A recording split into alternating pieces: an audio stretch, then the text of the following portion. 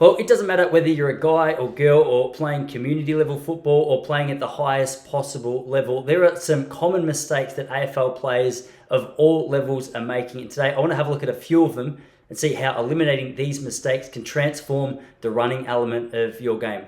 The first thing we want to look at is the obsession with time trials. I mean, it doesn't matter which club you're at, whether you're at the community club or AFL club. We love a time trial. We love it because the measurement seems very clear. You're either the fastest or you're the slowest, or you're faster than you were or you're slower than you were. And I mean, it can, on the surface, it can offer some sense of progress or some sense of backtracking. But the truth is, a lot of us don't really have any clarification on the reason that we're using the time trial for. More than that, we seem to put every player, whether it's a back pocket or a midfielder, under the same scrutiny of absolutely dominating this time trial. Why?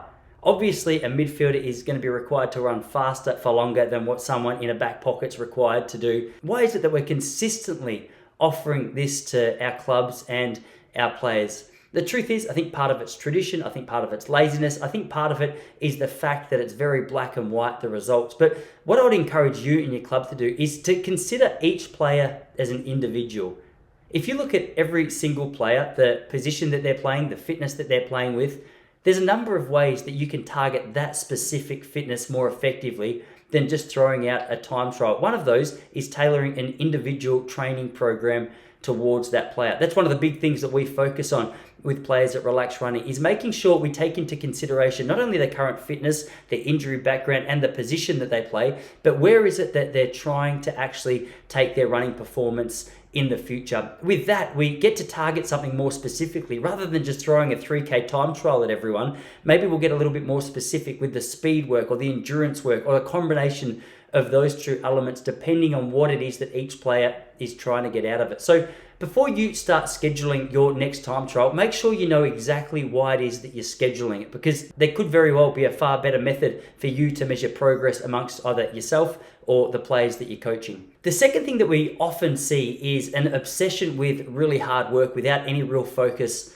on running technique. Now, we understand, I mean, if you've been in the football world for a little while now, you would have seen it time and time again. We love, especially in pre-season, we love going out there and absolutely smashing our bodies time and time again. The reason is because you get to the end of the session, and if you're on your hands and your knees and vomiting, you go, well, I guess that's progress. The truth is, over the course of a 6-month pre-season, you can do one of two things. You can start a season like that and try and maintain it for as long as you possibly can, or you can start out a little more slowly and make sure that you're the fittest player and the fittest team when the season actually starts and beyond. So many clubs take this old school approach to performance in the attempt to outdo every other club, but they forget that every other club is doing the same thing. So you're either going to be the club that can maintain it for the longest until your players break down, or you're not.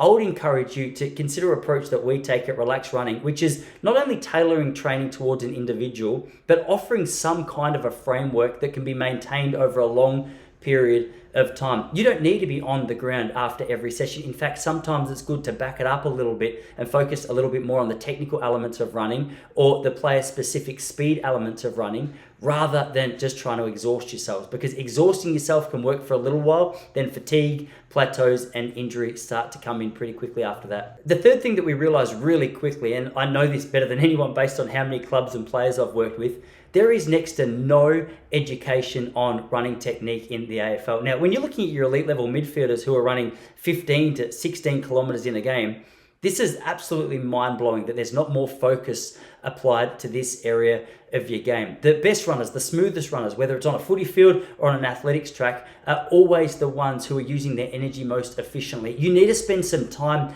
actually navigating your way through how to improve your running technique. It doesn't matter who you are, as much as we watch a bloke like Nick Dacos and his football skills, and it's hard to criticize there, and I'm certainly not going to try and give him any advice on how to play footy. He's doing that part of it beautifully. Even with a player like this, we can see a number of mistakes that he's making when he's fatigued, when he's exhausted, that if he could get on top of or get a little bit of coaching around, he'd be able to improve his running performance even more. A couple of those things is about where we store tension, about how we release tension, and about just the basic efficiency of the movement that we're making. So if you wanted some more practical help here, it's a really individualized thing. I can tag a video to give you some general pointers that I've already done in the description below.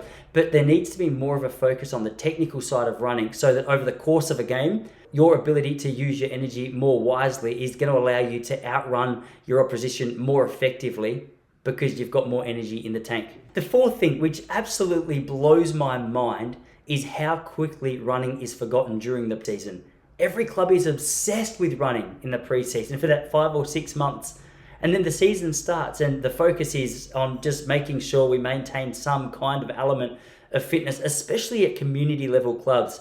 Running cannot be forgotten when the season starts. You need to come up with a plan for either yourself or your club which sees running focused on each and every week of the season. Don't forget about it once the preseason's done. There's a massive advantage that you can take over your opposition by keeping a focus on this part of your game throughout the entirety of a season. Whenever it is that you're watching this video, whether it's pre-season, mid-season, it really doesn't matter. The truth is there can be so much improvement that you can take over the next couple of weeks just through a restructure of the way you schedule your sessions. And there can be so much that can be applied over the course of 6 to 12 months, which is going to really benefit the consistency of yourself or the players that you're working with. If you're after some more specialized guidance for your team or yourself as an individual, hit the link in the description below. It'll take you across and let you know a bit more about the Relax Running AFL membership, how it is that we can help you specifically.